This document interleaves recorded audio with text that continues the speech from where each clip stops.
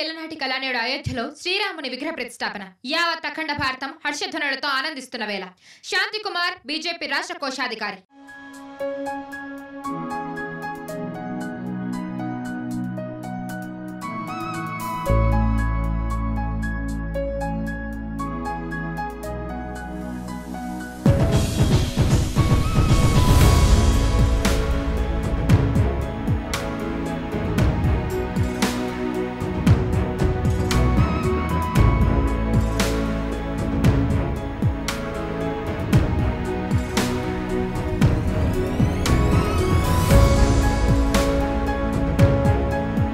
నా పేరు దేవిన శ్రీనివాస్. మాది తూర్పుగోదావరి జిల్లా రంగంపేట.